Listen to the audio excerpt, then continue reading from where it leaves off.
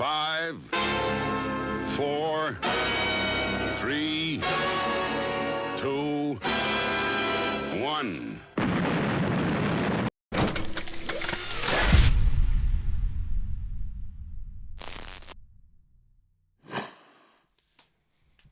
Hello, ladies and gentlemen. Hello. Welcome to the stream, and we have a very special guest this evening, someone who is far more attractive than we are and has a absolutely beautiful moustache. So I'm always one to compliment another man on good facial hair. It's a deep passion of mine. So, ladies and gentlemen, we have Mr. Ron Felber, an author of the latest book, which is The Unwanted, which will be coming out. When is it coming out, Ron? Yeah, actually, it's out now to pre-order. The Unwelcomed, the I called it The Unwanted, didn't I? Yeah. I'm so sorry. No, that's okay. We had it That's on okay. the screen Yeah. as well. But it was close. It was.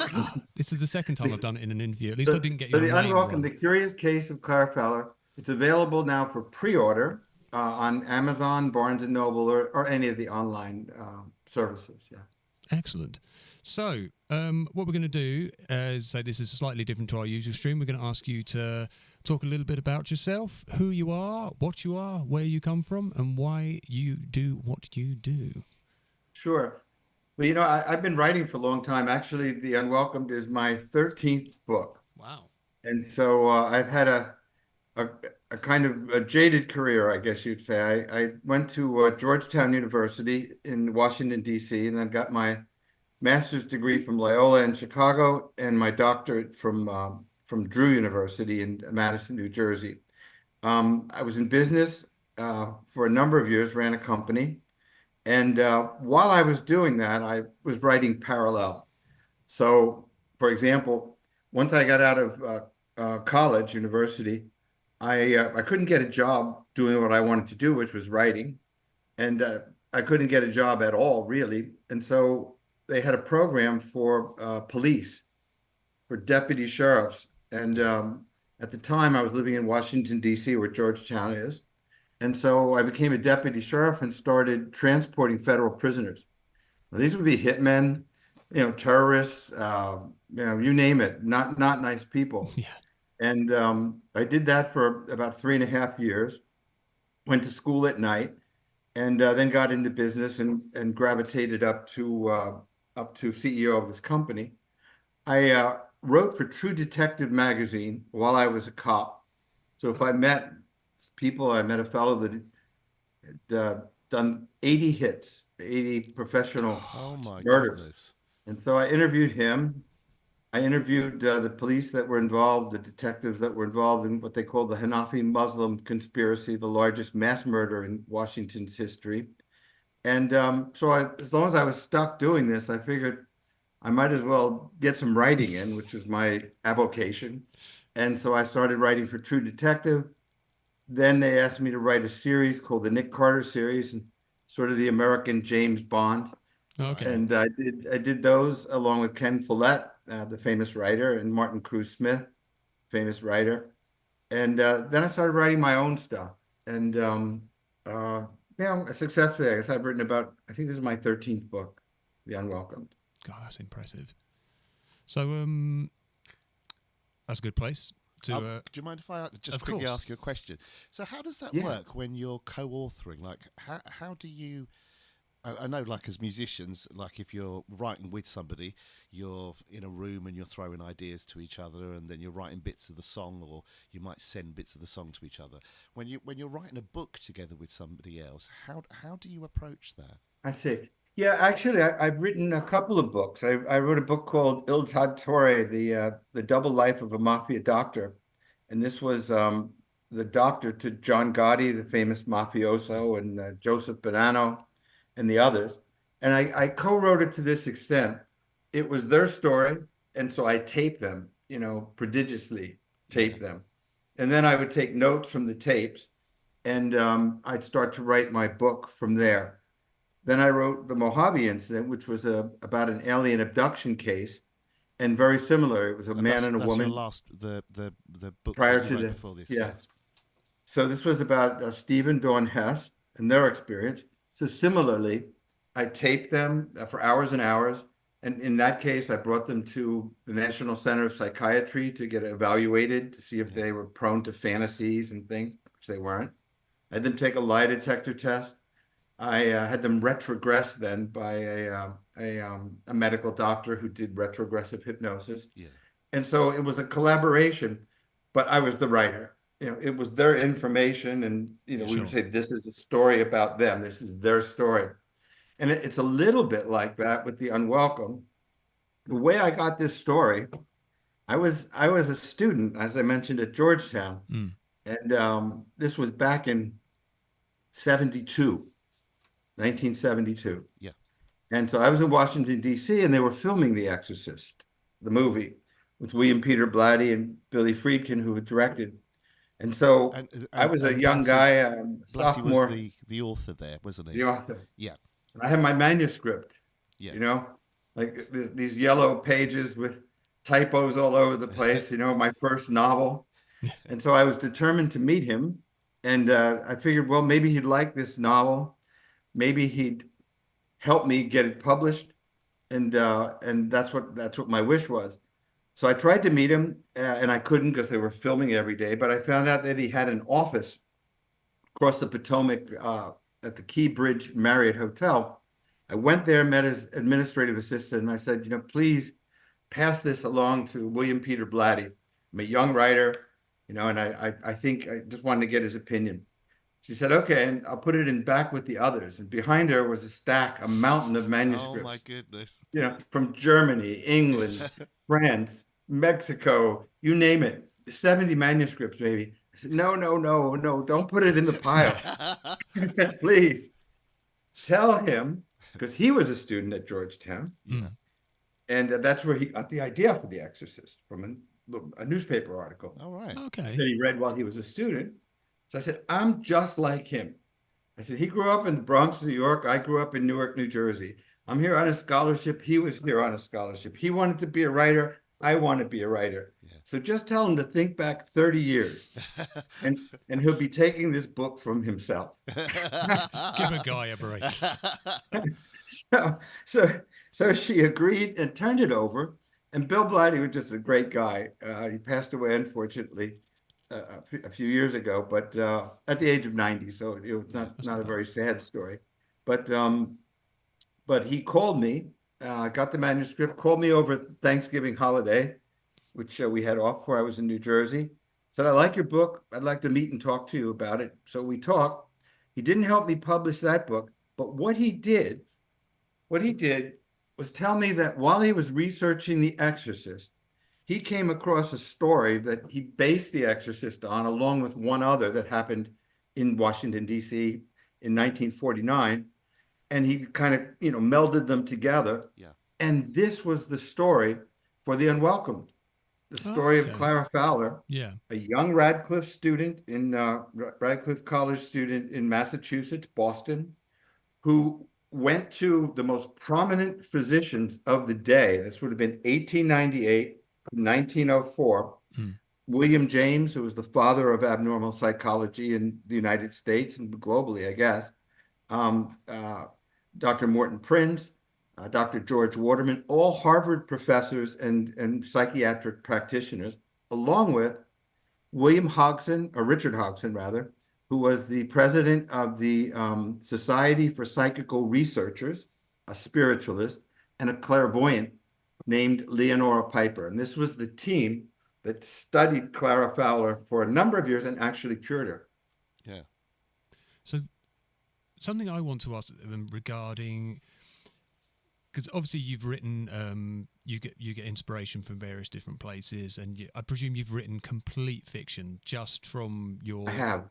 So when you're approaching something where you have various actual facts that because obviously, as you say in the book, it's a real case. It's a real case. How do you know absolutely. how much license? How much license you have with filling in the gaps?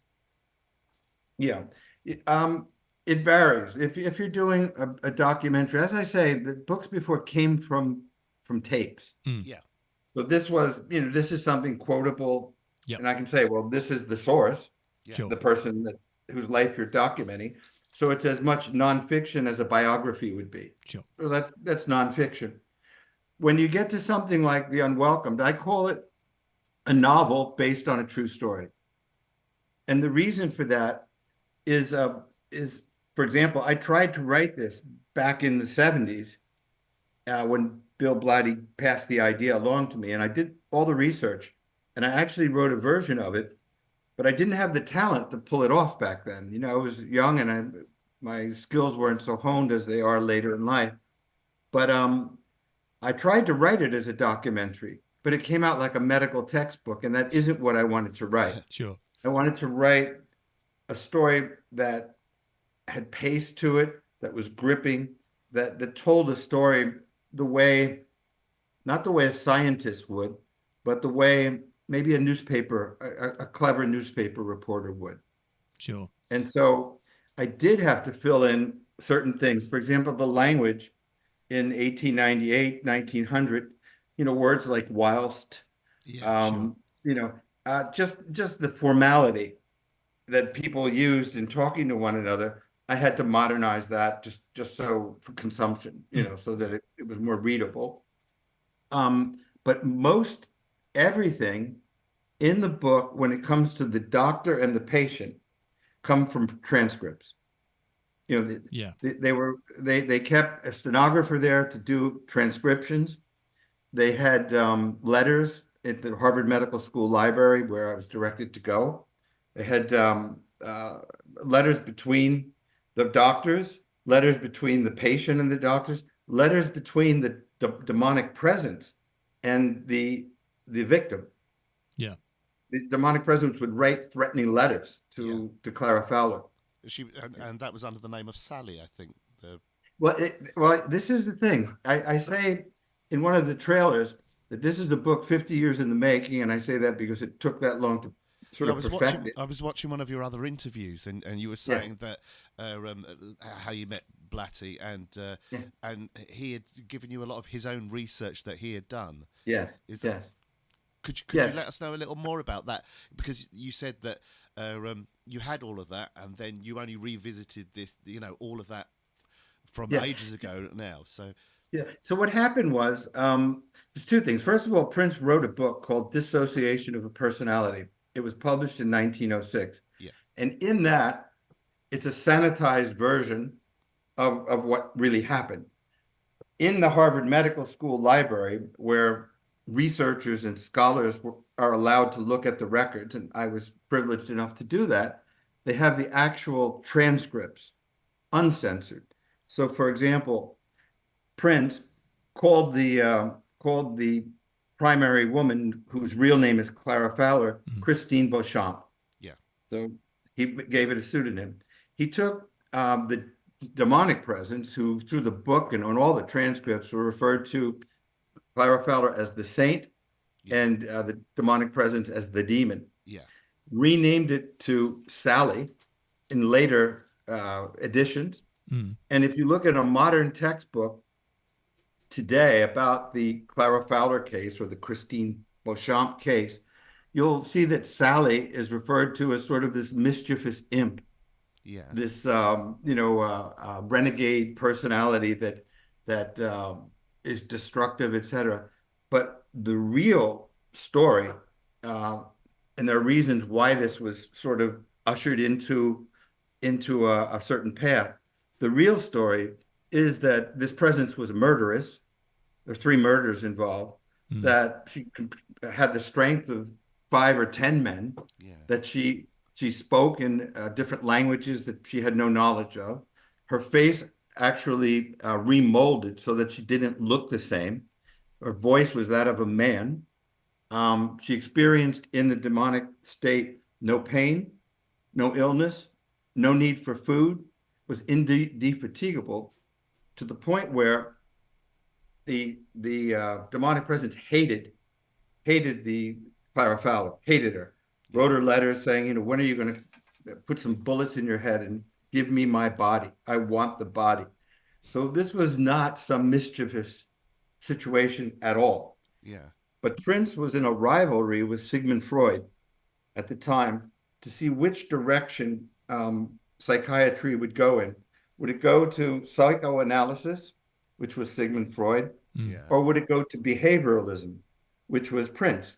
Right. Freud believed in, sexual fantasies and childhood experiences molding and creating psychological diseases. Prince thought that was, in his mind, quote, rubbish, unquote. And the reason was he believed that things like schizophrenia, epilepsy, were diseases of the brain, chemical imbalances in the brain. And so, for example, so there were real rooted, mundane, physiological causes for these kinds of behaviors. Yeah. And it had nothing to do with someone's sex life or their fantasies or things like that. It's probably a combination of both. But there was a big competition between them. And what Prince wanted to do desperately was to prove that this case was not demonic possession, or if that it would have been called demonic possession in other times.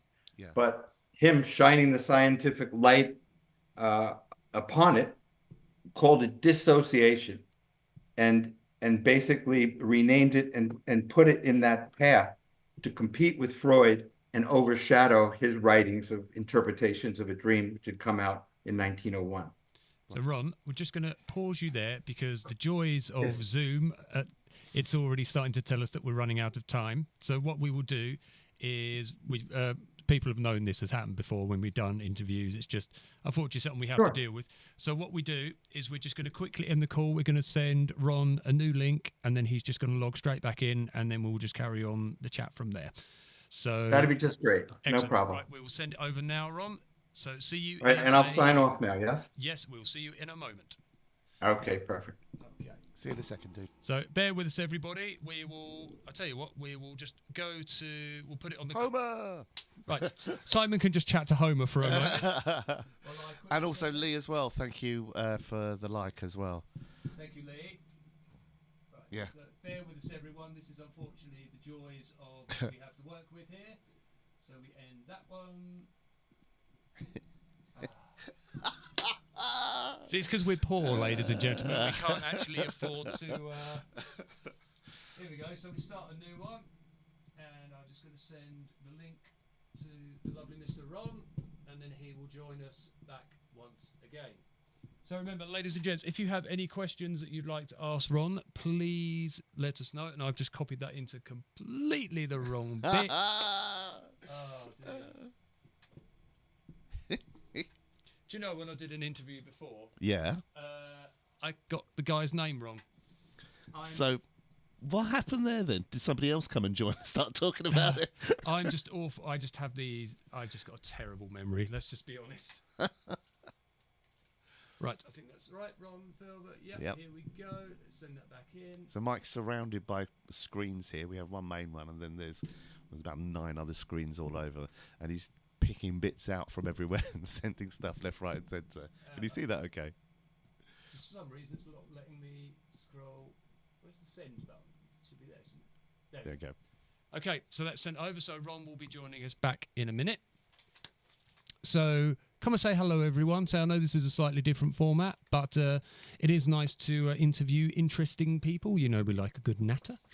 So, and it is a very, very interesting case, whichever angle you look at it from, whether it's from a paranormal element, whether it's from a psychological element, from a medical element, it is very, very interesting and intriguing.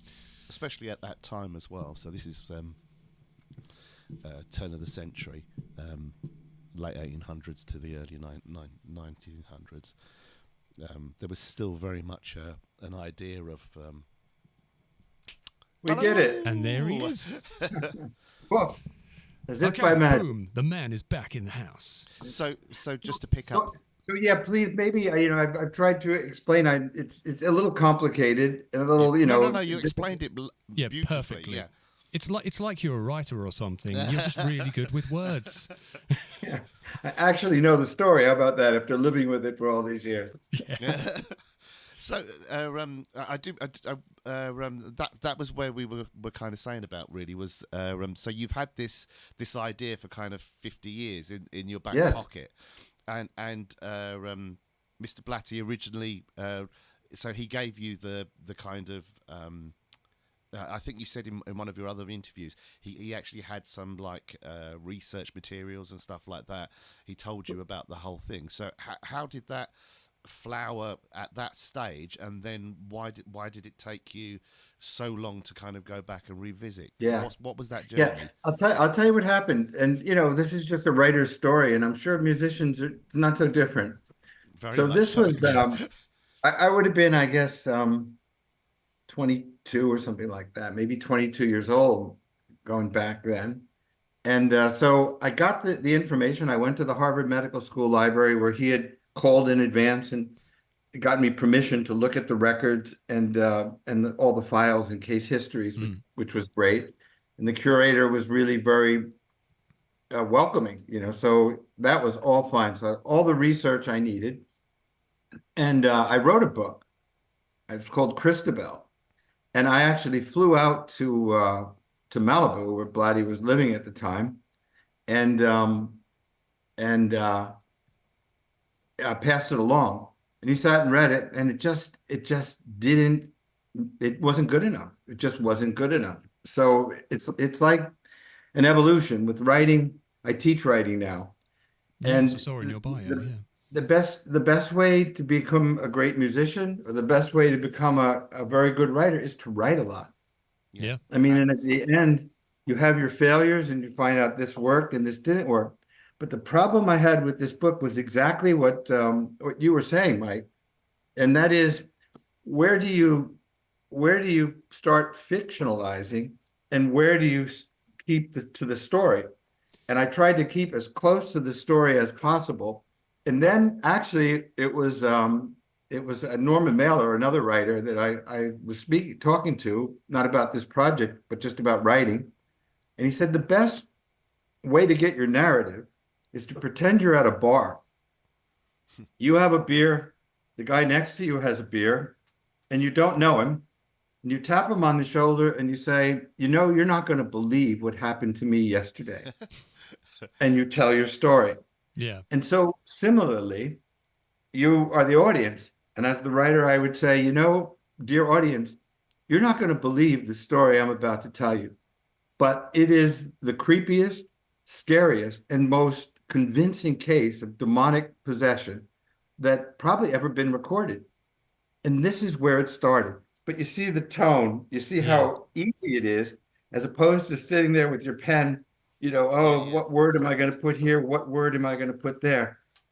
Blatty had told me this, and it was a great instruction for writers. He said in former times, in primitive cultures, they would have a medicine man, they would have a witch doctor, whatever, they'd have, warriors, but they always had a storyteller. Everything was passed down. And they'd sit around the fire, and the one that was the storyteller was the one that told the best story, the story that people could relate to, the story that excited them, the story that entertained them, and the story that taught them something. Yeah. And nothing's changed. No. Very, very true. And also chronicled their past as well with that. Yeah. All histories were passed down through oral tradition, weren't they? Exactly. But the way you remember history, I mean, it's so sad sometimes the way history is taught. This was the date that Wellington beat Napoleon. This was very, very dry. Yeah. But history really are stories. History is a story.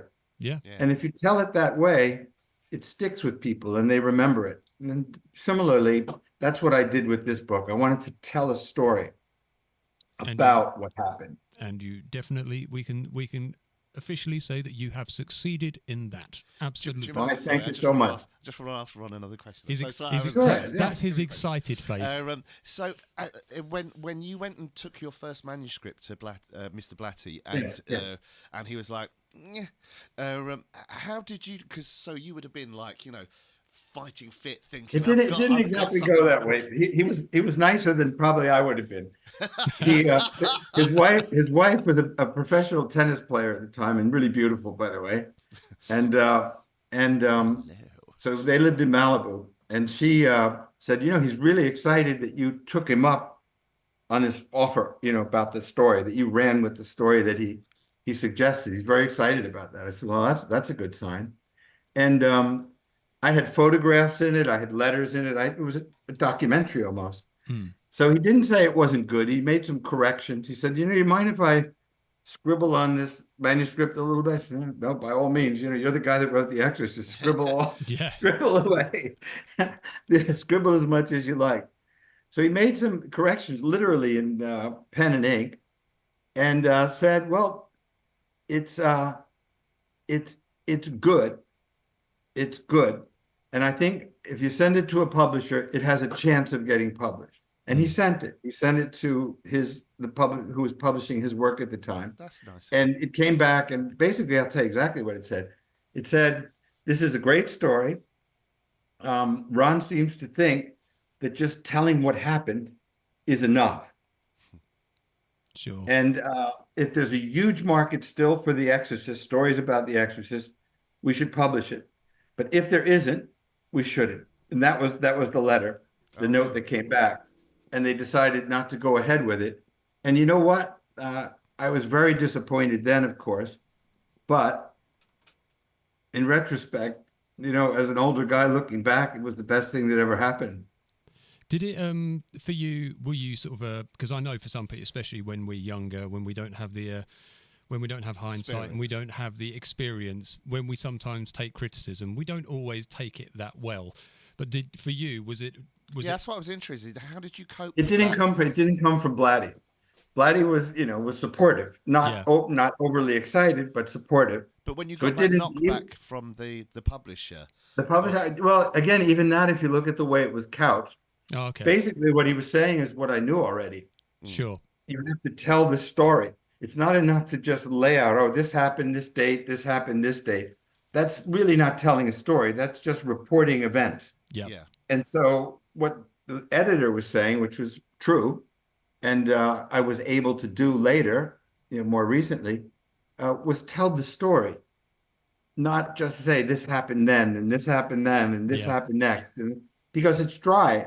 And the most exciting story in the world, I mean, I guess you could write about World War II and make it really boring if you wanted to. This happened on this date, and then this guy defeated that guy, and there were so many killed, and this, that. And you just say, all right, so it was a war, and this is very, dry and maybe a little repetitious in a war. But what people want to hear is that tribal storyteller that grabs them and grabs them and dramatizes and puts it in terms that something that they are can exciting. relate to. Yes. I've always admired Rod Serling. When I was a kid, I used to watch The Twilight Zone, of course, like everybody, I guess. And what I liked about Rod Serling was he was able to write about important topics in the guise of science fiction. Yeah. So he'd tell a science fiction story or a story about fantasy or whatever, and they'd say, oh, this is just a goofy story, but it isn't. They were allegories for what was going on in politics at the time, etc. And so with The Unwelcomed, really, it's an investigation into the nature of evil. Yeah, definitely. It's, sorry. He's all excited again. I'm so sorry. There's another question. I'm so sorry about this, Ron.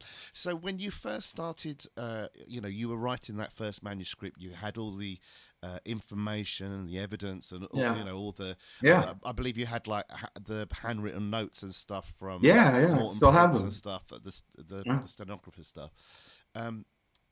Did you already have an interest with the occult or anything like that? How did that, as you were taking that all in, how did it affect you? Was it something that you already were going, oh yeah, I understand that, or was it eye-opening? No, I had no particular interest in that. I was writing, like as I mentioned, I was writing stories about criminals. I was writing detectives type stories. So really the cult or UFOs or alien abductions were something that just wasn't really on my radar. But I've been very fortunate in that some really great stories have just sort of fallen into my lap, like this one with Blatty, where, I was pursuing it. I was diligent in going after him to help. But, whoever knew that he would say, well, I have this research I've been doing, but I decided not to do that book. I'm going to go in a different direction. Why don't you do it? Who would ever think that could happen? But it did. Yeah. How did you respond to the details of that, like the idea of demons and I've got to tell you, it's I guess You know what they say, youth is wasted on the young. Well, there's a lot of truth to that.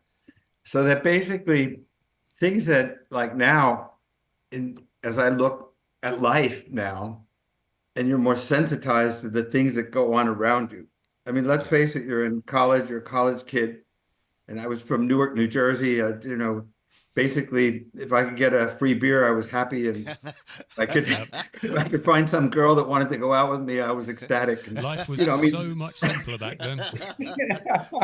So the finer points somewhat escaped me. Basically, I had this desire to say, all right, I know I can write.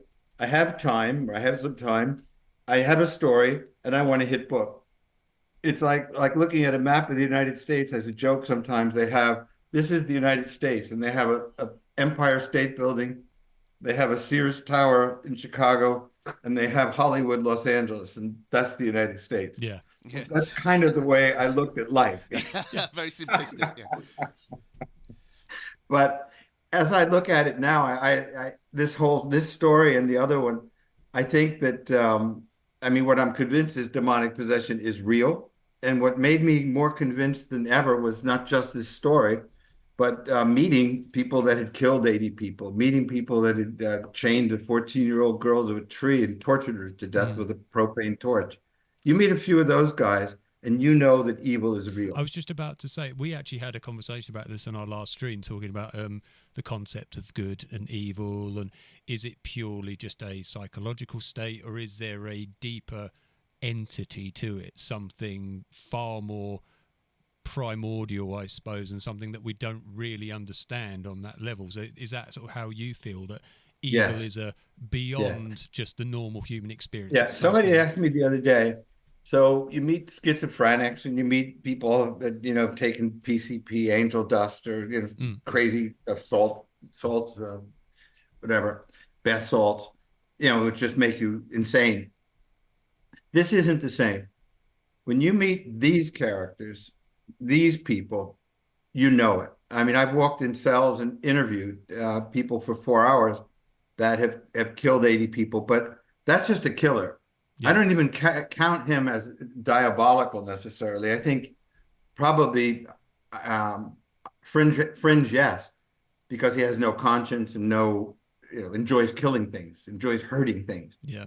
But if you meet these other characters, there's an aura around them. You look in their eyes, and these are deadly, deadly people. And by the way, the real trick, and Baudelaire makes a great statement, he said the greatest trick the devil ever played was convincing people he didn't exist. And in a lot of ways, these kind of people, you'll see the evil in their eyes when they want to show it. When they don't want to show it, they may be the most charming people you'd ever meet. So, yeah. So were there, so obviously after getting a taste for this with that particular case, have you looked into other cases as well? Has it sort of... Oh, yeah. I mean, as research for this, I guess I became somewhat of an expert on demonic possession. I mean, you really can't write a book like this in the isolation of one case. So there are probably 7 or 8 cases that I go into in the book. And really, it's a story of 2 points of view. So you have these spiritualists like Richard Hodgson and Leonora Piper, part of the team. And you have Prince, who's a materialist, and James, who was sort of in the middle, believed in the power of the mind and parapsychology, etc. And Waterman. So you had 2 materialists, 2 spiritualists, and William James, who was a genius, the genius probably of his time, who believed that that spirits did exist. It sounds so bizarre when you talk about ghosts and spirits, but if you talk about God, if you talk about angels, they're interdimensional beings. Do you believe in God? Do you believe in angels? Well, then surely there must be devils. If that's the case. We've just had a question actually from a good friend of ours, the lovely Dion. She said, reading all of this information and studying these cases, have you felt any demonic presence around yourself while you were delving into it all? I know people have they've I know various musicians. I remember, for example, Black Sabbath when they first started along their road of doing their kind of music. And Geezer Butler used to do a lot. When he was writing one of the tracks, said that he saw a demonic entity standing at the end of his bed. I know there's certain authors, because I know there was a lot of stories about the Exorcist, wasn't there? That a lot of things were happening on set, and people said if you are basically messing with the devil, the things will happen. So when you were, well, they call it infection. Okay, They call it an infection or attachment. And actually, there was Aldous Huxley, who wrote the famous Aldous Huxley, Doors of Perception, and others, wrote The Devils of Loudon. And this was about a case in France, in a nunnery, a convent, where there was an epidemic of demonic possession among the nuns. Yeah. And the bishop sent 4 priests to stem the epidemic. They did exorcisms, and they cleansed the convent. But within a year, 3 of them died, and the 4th went insane and spent the last 25 years of his life in a lunatic asylum. They became possessed, or had this incredible carryover from the exorcisms. As for myself, no. At the very end of the book, there's a detective, and it's sort of a complex story, but there's a detective involved who believes that Clara's father, there were 3 murders, was a murderer and killed her siblings and another person. And the question becomes, do you prosecute or whatever? And in the demonic state, the woman says, I create evil. I could quote you some lines, maybe I will, but just very, very powerful, and really making an allusion to World War I. I want to create devastation. Chaos. You celebrate peace, I celebrate war. Like that. Yeah. Yeah. And at the end, the detective says the devil said that he was going to do all these things. He had a plan, strategy for humankind, and obviously not a good one. And I figured out how to defend ourselves against it. The only weapon we have. And then Prince says, like, what? And he says, acts of kindness. And I guess that would be my answer to you. I haven't had these experiences, but I must tell you, in discussing this with a priest, for example, the first thing he did was say, I'll discuss it with you, but we're going to pray first. Okay. For that same reason that you're talking about, to create this environment that's, that shuts this out. Safe space, basically. Basically, my own feeling, for the most part, is that you have to let this kind of thing in. And some people talk about a Ouija board or a black mass, or maybe just rampant greed, or maybe whatever it might be. But in some way, you invite this in, and for example, one of the characters in the book is Jack the Ripper and H.H. Holmes. The detective, the city marshal that is pursuing Clara as a witness against her father, was the same detective, city marshal, who investigated the Lizzie Borden murders in Massachusetts, in Fall River. This is where a young school teacher butchered her 2 parents. This would be right around the same time, 1895 or so. He walks in with an axe, kills her mother, father's sleeping on the couch. There's a song about it. I think it's 17 whacks. Yeah. Yeah. And the same detective investigated another murder 4 miles away within 6 months of the Lizzie Borden murder by a fellow named Juan Correaro. Juan Correaro was a Portuguese worker who one day took an axe and axed to death the wife of his boss in her kitchen. He had no memory of it. After the murder, he went and bought a pair of shoes, went into town and was shopping for shoes. Lizzie Borden was not convicted. She was acquitted of the murder. And one of the reasons was she claimed to have just no knowledge of it. It was pretty convincing. Of course, the detective, his name was Rufus Hilliard, knew that wasn't true, knew that she was the murderer.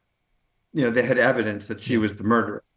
but she didn't get convicted because they couldn't put some of the evidence in court. Some of the evidence was not allowed to be seen by the jury for whatever reason. So he knew that she was a murderer. She knew that Juan Correaro was a murderer. But the interesting thing was neither one of them had any memory of it. And this plays in large measure to evil, in some cases, as a sort of a traveling force. These were murders, including the Fowler murders, strangulation of 2 infants, within 4 miles or so of the same radius. Yeah. In the same year, within 3 years. You know, and it turned out there was a satanic cult that was in operation at the time. So, you know, I think that you, maybe it's like, you know, Faust. I mean, maybe you kind of make a deal with the devil and you become the devil. I think that's true. I think you surrender yourself, a Jack the Ripper, an H.H. Holmes. I think in the end, they surrender themselves and they become walking, talking, the devil incarnate, literally. Do you think, because something that I've always found very interesting is obviously with like the progression of science and the more we discover and the more we find out about the human mind, and as you said, Prince was of that ilk who were sort of, and Simon said due to your research, they were kind of sort of... Yeah, he was part of a group that was, so, you know, previously if someone had epilepsy, they were seen as being possessed or whatever, and he was very much of, this group was very much that they wanted to present that was an aberration of the mind, like you were saying earlier. Yes. It was, it wasn't... right. And there was a French psychiatrist who had a great influence at that time named Charcot. Yeah. And his theory was that a lot of these was hysteria caused by catastrophic trauma. And but in these cases, I mean, you can talk about those things and that's fine, but how does somebody's face remold? Well, how does somebody talk in languages that they have not Greek, Latin? This is what I wanted to ask, actually, because how do you explain that? Yeah. Because basically what happens in all of these, unless, like we talked about maybe before the show, if you don't want to see something, you know, you're not going to see it. Yeah. But at the end, the symptoms, this is what Leonora Piper says. She says the likelihood of all of these things, telekinesis, the voice changes, the strength, clairvoyance, aversion, tremendous aversion to religious articles, claiming to be the devil. If it was one thing, you could say, okay, fine, there's this disease and it explains the voice, a thickening of the vocal cords or something. All right, fine. The clairvoyance may be coincidence, okay? But when you put all these things together in one person at one time, now you're dealing with a kind of syndrome that schizophrenia and things like that, or Tourette syndrome, they just don't explain. So you're saying it's basically, as soon as you get into that territory, you're going on to another level.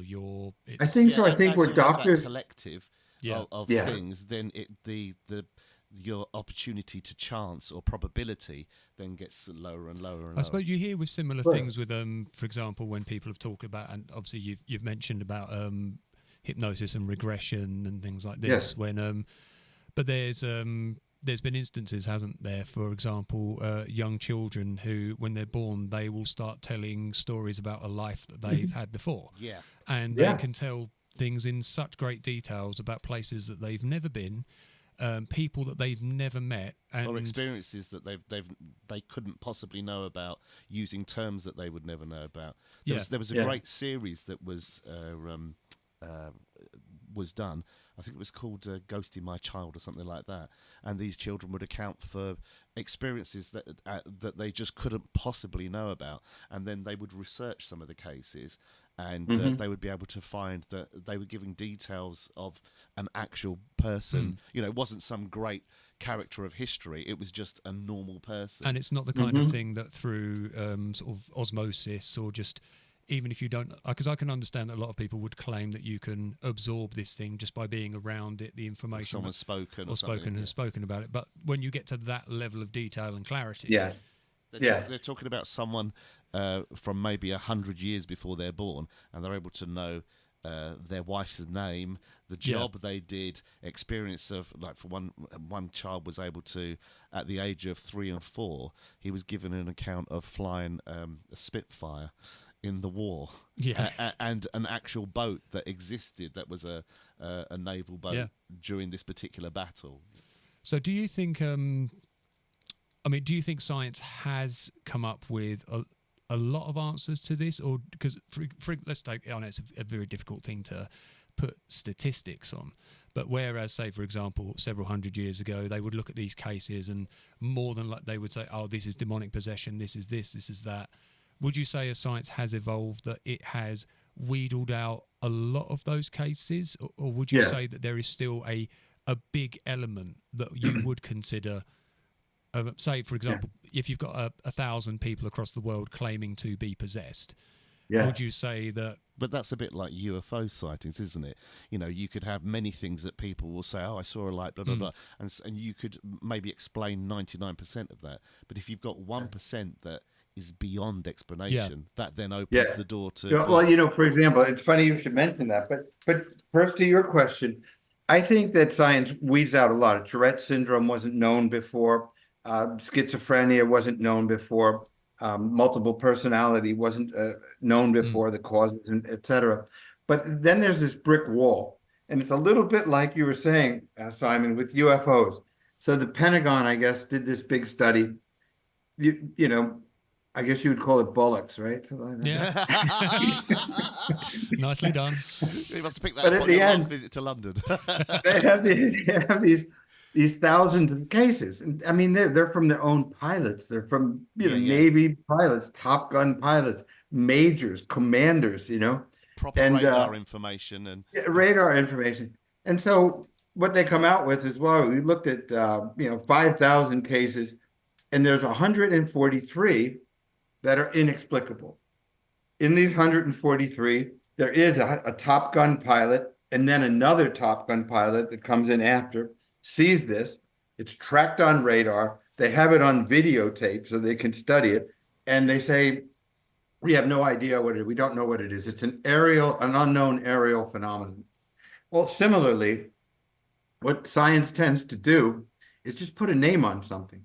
So let's talk about, if I was a scientist and I wanted to explain away the Clara Fowler case, I would come up with some name like retrograde aphasia. What does that mean? I don't know. I just made it up. Yeah. But it's a label that you can put on this set of things that happen. And now you have a disease. Yeah. Well, what causes it? We don't know the cause of it yet. You know, it's unknown, but we're getting close to that category. Also, as well, I think I've said many times when we've been doing this that science is constantly evolving, and a lot of these things there may not be. You know, famously in the late 1800s, someone said, everything that can be invented has been invented. You know, we're at the peak. And, you know, we always think that we're at the cutting edge, but in 10 years' time, there will be new techniques to be able to explain. I totally believe that. But I'm going to tell you, the more, I've been reading a couple of books. One is The Doors of Perception, Aldous Huxley. I read it a long time ago and decided to read it again. And, he believes that the human brain, through evolution, its function really wasn't to observe and absorb and understand. It was to shield. Yeah. It was to shield you because the world is so massive, as we're finding out. There's billions of universes now, not planets, universes, right? And so it's so mind-blowing that the real function of the human brain is to seek water, figure out how to get water, how to get food, how to procreate, how to keep warm at night, etc. That's what evolution created the brain to do. Yeah. And basically, it blocks out all of the things that would distract you from the necessary things to keep life alive and moving forward. And so his feeling, as is mine, is that what we see, there's zero possibility that what we see is real.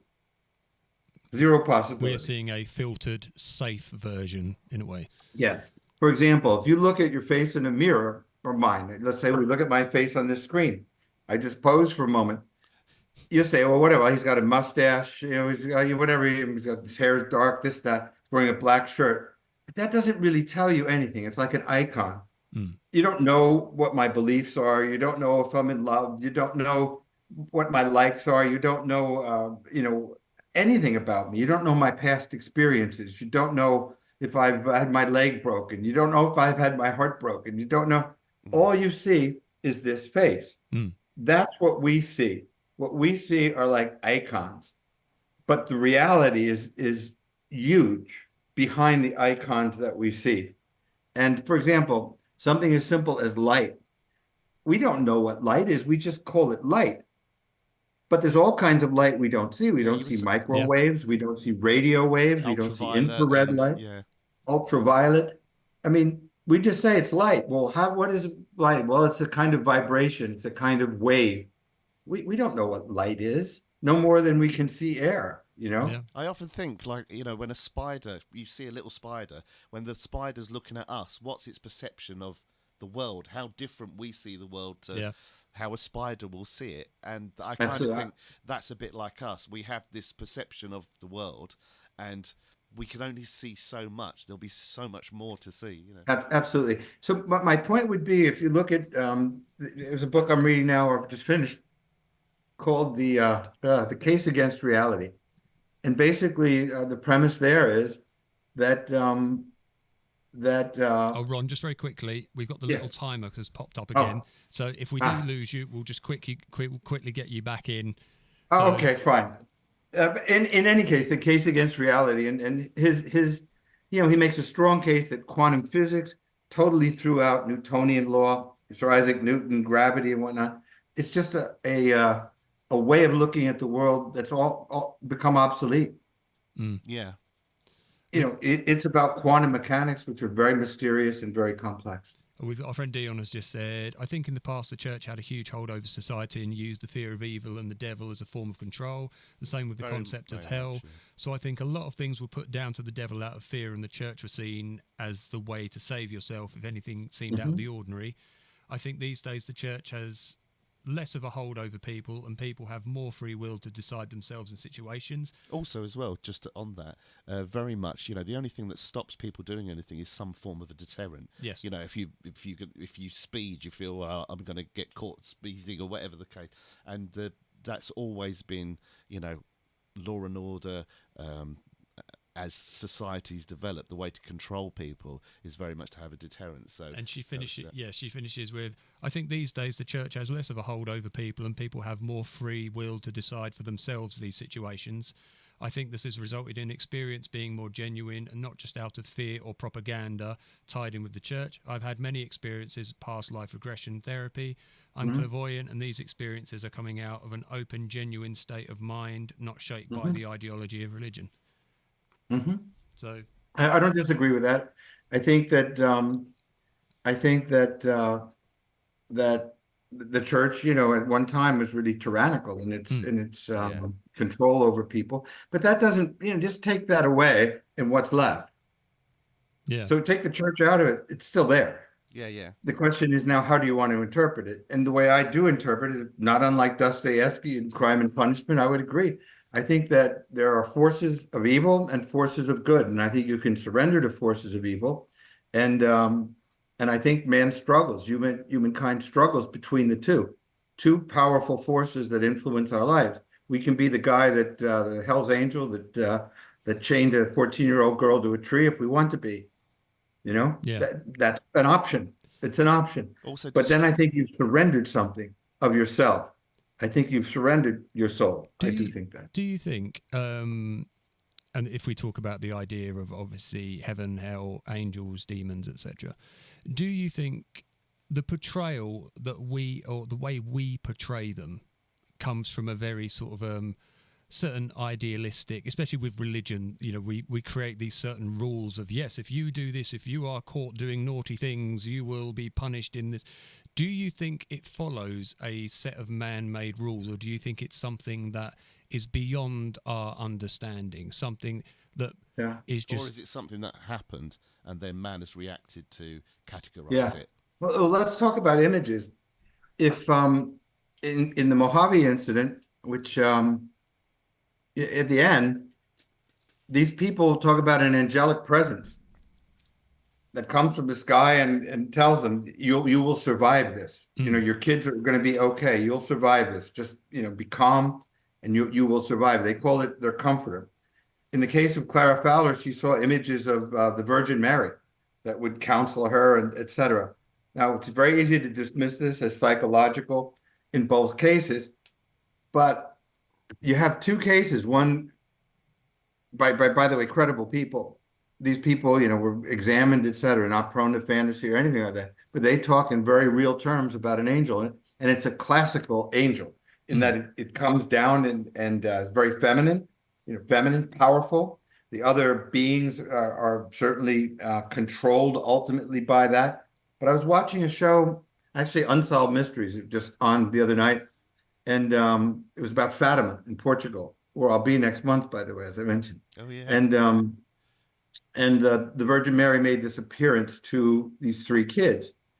But, you know, before it happened, there were these flashes of light. This translucent woman figure comes and appears to them. The sixth visit, she promises a miracle. And what is the miracle? 30,000 people see the sun dance in the sky, you know, all these colors. And then the sun seems to come down and go back up again. The rain that stops, etc. You know, maybe that's an interdimensional UFO experience.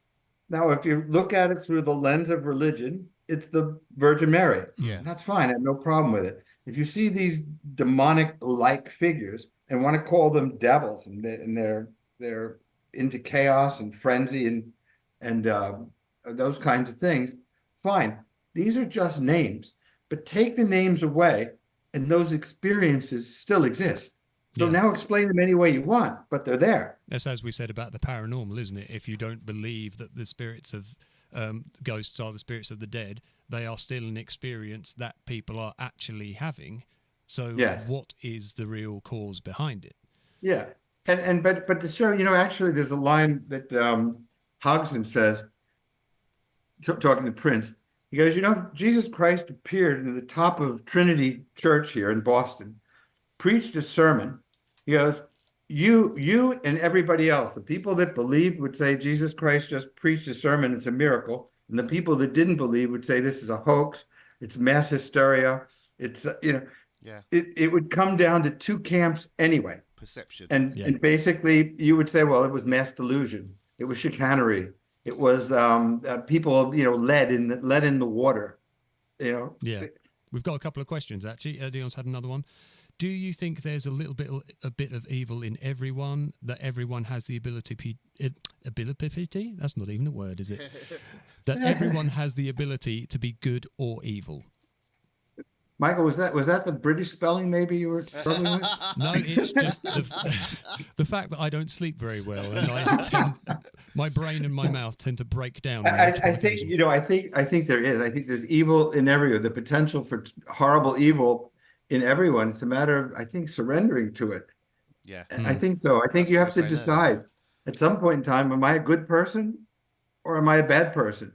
Now, maybe when you're that college kid and all you care about is a beer and, you know, chasing somebody around, maybe that's just ignorance. But once thinking people get a grip on their own life and a sensitivity to what goes on around them, yeah, I think there's a crossroads, a fork in the road, where you say, I'm going down this or this. And I think some people go down a fork in the road and literally surrender themselves to evil. And I think... Oh, okay, we've just lost Ron, so we're just going to quickly get him back. Let's just get another one started. If we do more of these, I will pay for the pro version. Please. It's been really interesting chatting with him, isn't it? It has, he's lovely. Yeah, he's a really nice dude, yeah.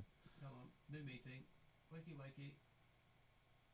Oh, is it not going to play? Hang on.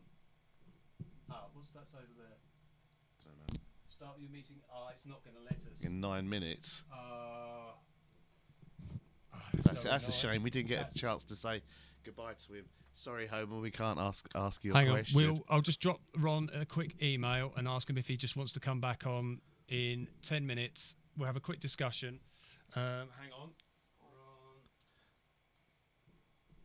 Homer said, if you take nature as a whole, everything is self-serving. Yep. Would you class that as being evil? I completely agree with that.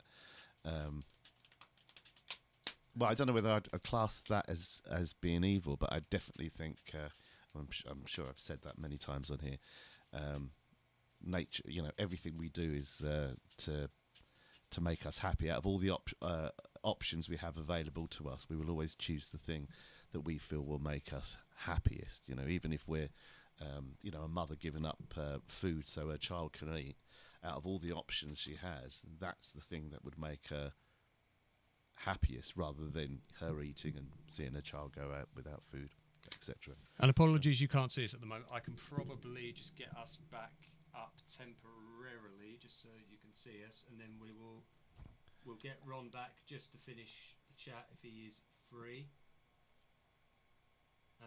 Dion says it was very interesting. Thank you, Dion, and Homer for giving us some questions there. Yes. What's going on? So why is the picture gone as well, dude? It's because we have to have the camera running through a different way. Oh, I see. So, all the technical stuff Mike has to sort out. I know, it's very silly. Bear with us, everyone. So we've asked Ron if he will come back at the end. I'm just waiting to see if he has responded. Simon, your eyesight is better than mine, so you have to keep an eye on that top corner. Right, yeah. Right, you're going to have to bear with us, everyone. So you just have to listen to us for now, because I can't get the thing back without it changing everything. Oh, really? Yeah. So it's just the way, unfortunately, we have to do this.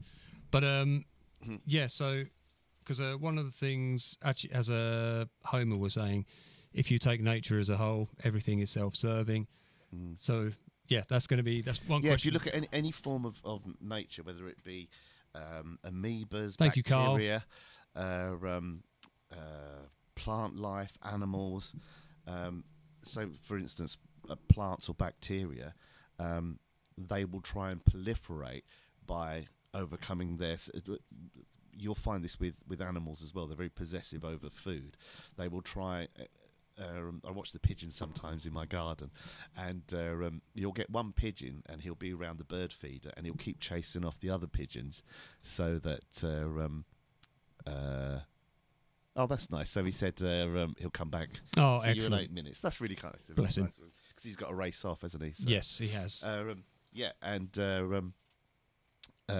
like for instance, a plant will do that. It will try and spread its roots deeper and wider than the surrounding plant, so it gains more nutrition. But by taking more nutrition, it will steal it from the other surrounding plants. So and you get that with some plants as well. They will overshadow, so they collect more sunlight than other plants. Definitely with animals, very and we are basically animals. And the only thing that overcomes that nature is our morality, really, that we try and do, go against the grain of what we, you see babies in there, that's humankind in its purest form. How you doing, Mike?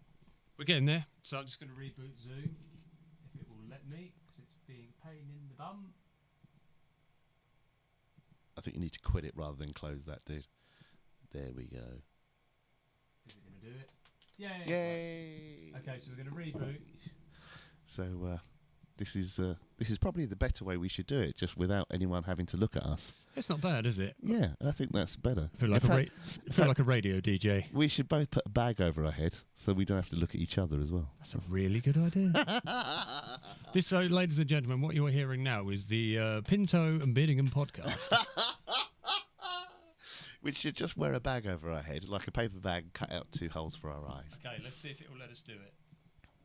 Oh. Not yet.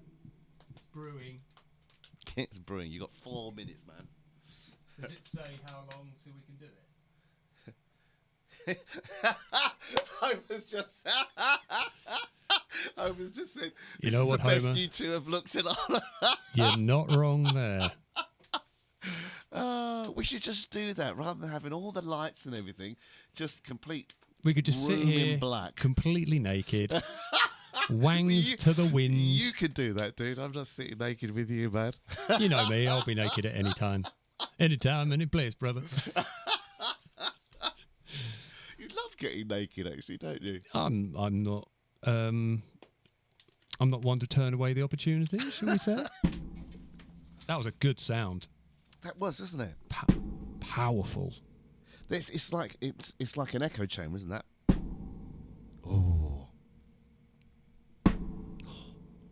man, that would be so good for like cinematic soundtracks. That's the sound of impending doom, isn't it? If I ever heard it.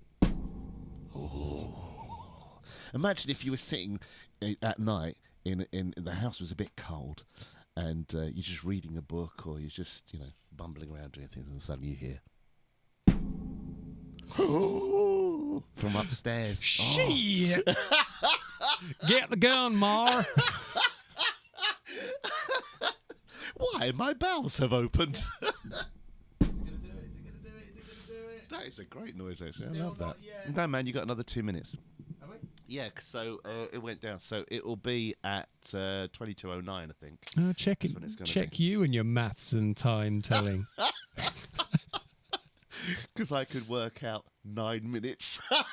Look, I'm impressed. Well, Everyone yeah. out there is impressed too. Well, I don't know. I mean, really. Maths was always a strong point. I was rubbish with most of it, but when it came to 9-minute stuff, I was shit hot on it. Does that apply to all your life? 9 minutes. 9 minutes in heaven, That's baby. 3 times. Yeah, and that's including the time it took to eat the pizza. Wait a minute, let me just open my flies.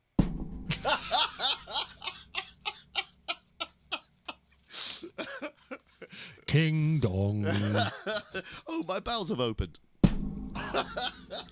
I'd laugh if you broke. No, I wouldn't laugh if you broke that because my mixer desk would fall off. Yeah.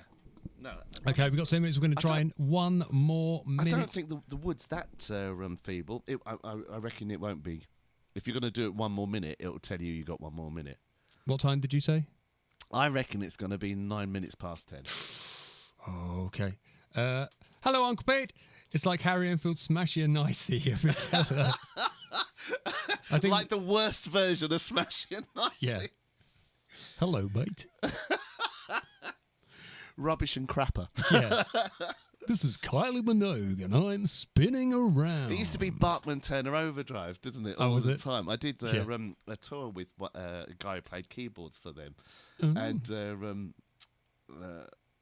we just took the mickey out in the Aww. You're a Bless horrible, his heart. horrible man. No, he was a really good laugh, and he's still to this day one of the best keyboard players I've ever played. So with, what Uncle Jeffrey. Pete said, is, a big hello to all you truckers out there. Give us a little toot. Remember, if you're out cottaging, be safe, be sensible. I know it gets lonely out there in the cab at night, but be responsible, ladies and gentlemen. Really? That's a good point. Right, so Dion says... Oh, shall we save this for... Oh, right. So we won't even read it. Can we not read it to ourselves? We can't. Okay, we're going to read it to ourselves. Yeah. There we go. I think there's a cut off. It can be self-serving. I'm like that when I read as well. I just run my finger underneath it. I think there's a cut off. You can be self-serving, but not be prepared to hurt someone in the process. I would class evil as finding enjoyment in other people's pain. And Homer... Is it wrong for me to be turned on right now? Why? It's like you're whispering sweet nothings. Oh. Mm-hmm. And Homer said, that's a good Let's try again. Dion. And then Dion said, last my half bar. That's actually really creepy. Actually, to be fair, Dion, I am quite creepy at night. You're a nice creepy, though. I creep around upstairs and then I go... Well, stop getting your dong That's out. a bit... You know what that's like? That's like... what was that? There's a program about police and law and something like that, and it goes... Oh. What's that? We're back. Oh, Ladies back. and gents, we're back. Okay, let's get the man of the hour back. Here we go. We're kicking on gas now, people. Come on, Ron. Come on, Ron. Come and save the day, Ron. Come and put everyone out of their misery for putting up with us.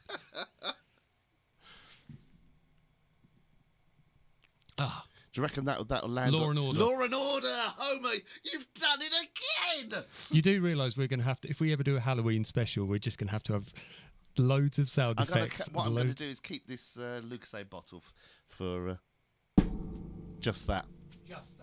Just that. Right. Okay. I love the way you squat forward when you're doing that. Like, right, I'm going to zoom in now. Right. Okay. Let's have a proper look in it. Can you imagine if I was a gynecologist? Oh, dude. Let's have a butcher's. Do you reckon your beard would tickle him? Absolutely. Right between the legs. Right. Come on. So Ron has got the email. We are just waiting for him to return. Do you need to pull that off the main screen? I do. I have sent the correct thing. I hope I should have done. I don't know anymore.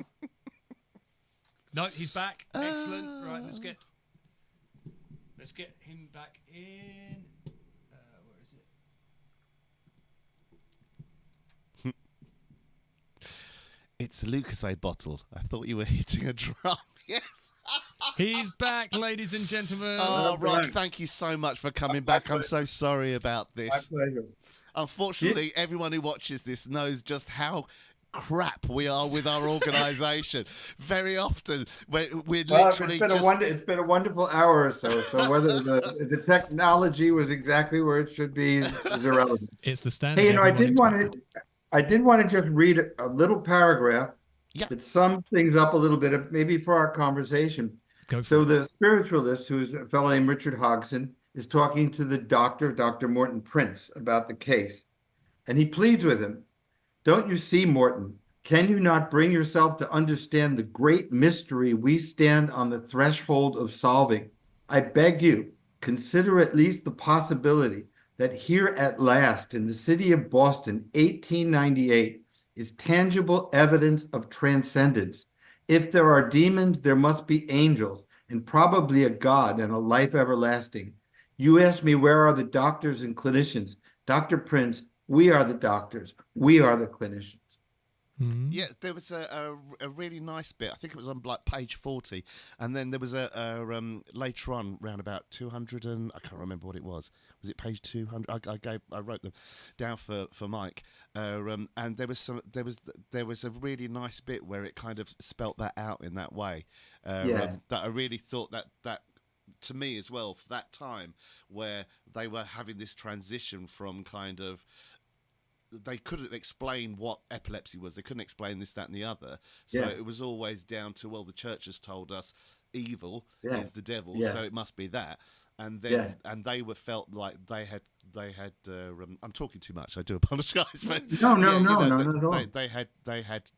They were on that cutting edge of kind of saying, "Oh no, we're going to be able to explain this." Yeah, but what I see, and I think this is what I was getting at. I think we've come full circle. Physicists now and neuroscientists are talking about, again, this dead end, where at the end with quantum mechanics and whatnot, you send a telescope, a Hubble telescope or whatever, it has a pinhole that it looks out of, and what you see is a blown up picture of all of these stars. But that is a pinhole, and in that pinhole are hundreds of thousands of universes. Yeah.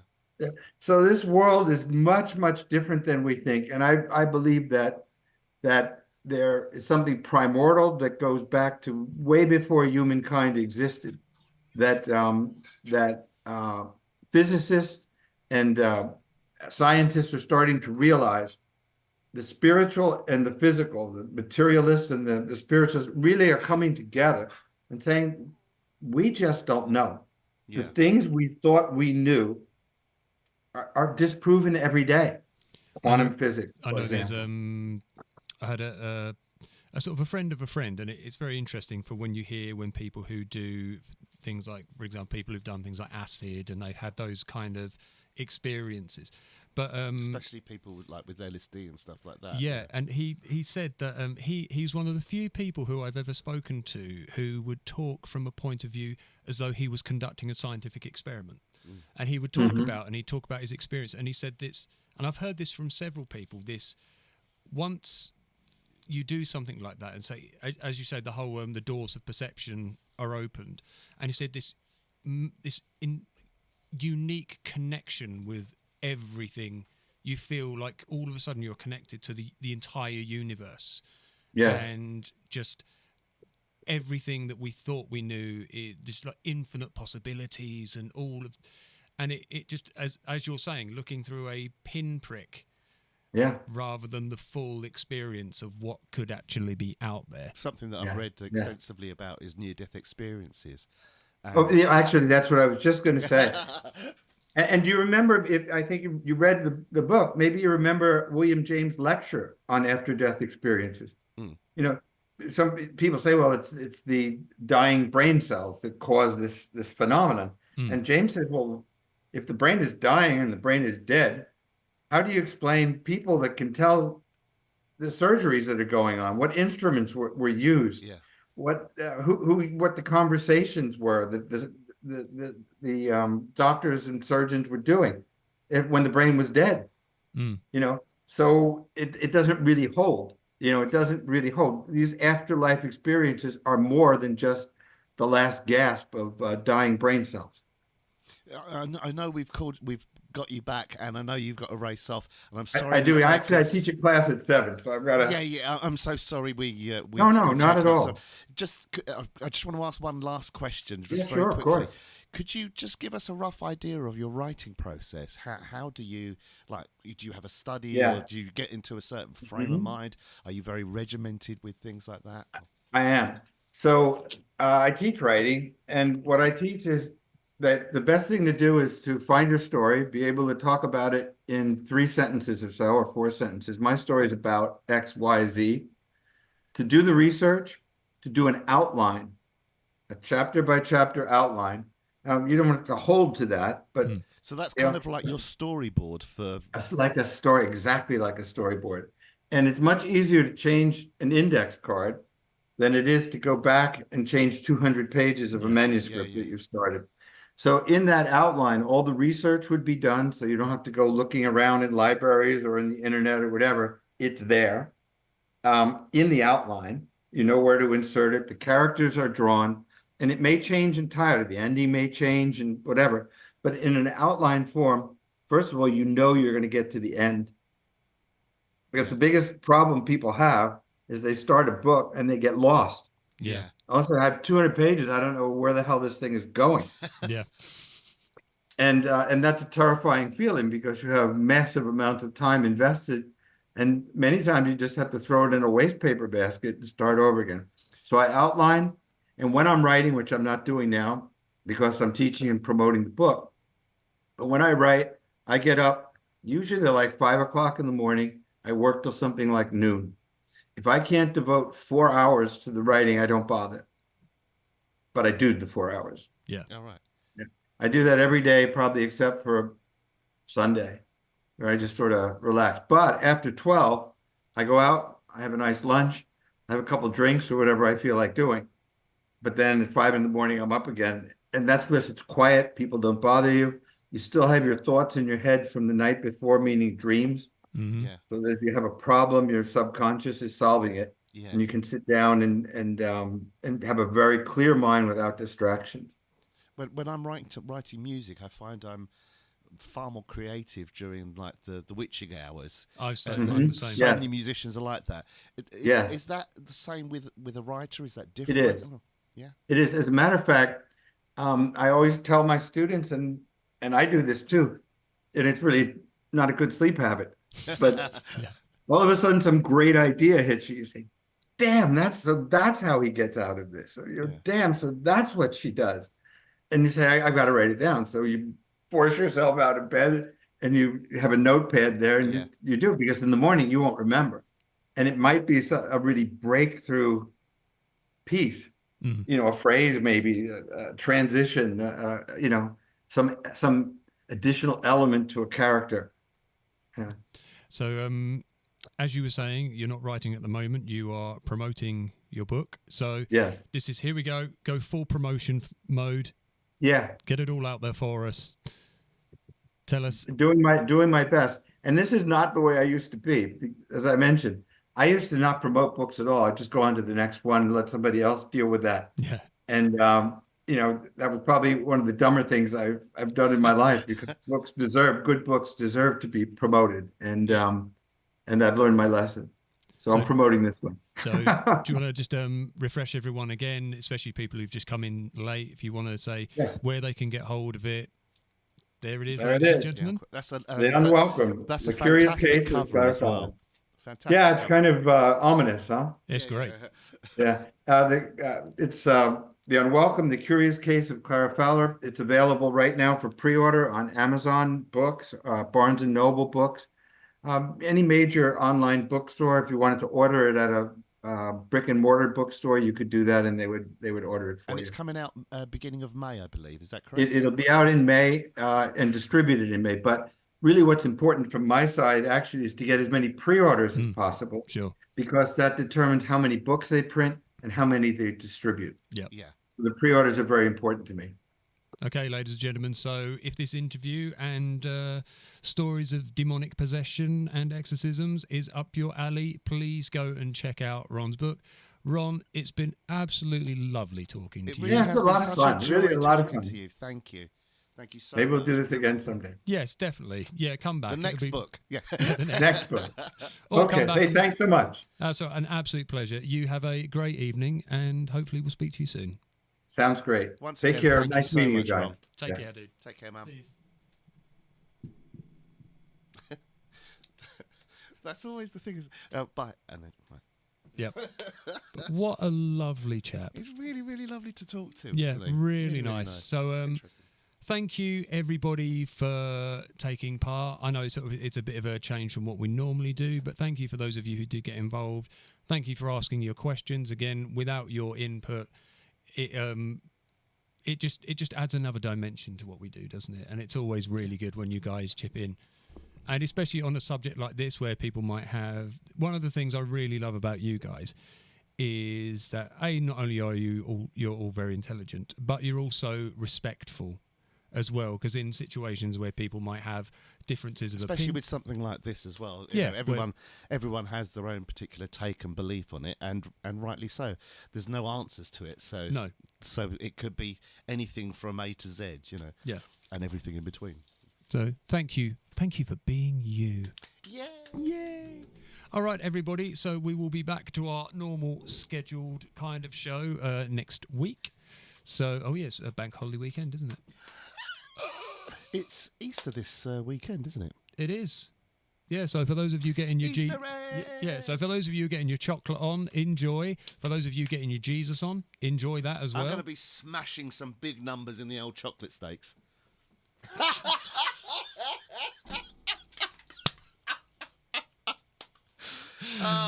Who's the lucky girl?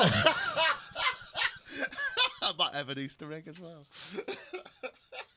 I think that's my favourite thing I've ever heard you say. What an idiot. Oh, on that bombshell. I dropped lady. a clanger. Oh, amazing. Noise is great. All right, everybody. So you all take care. Happy Easter. Yes, happy Easter, and we will see you next week. Much love. Look after yourselves, be good, and be kind. Keep the evil at bay. Thank you, Ron. Thank you, Ron. Yeah, big mwah to Ron. What a lovely guy. See you later, everyone.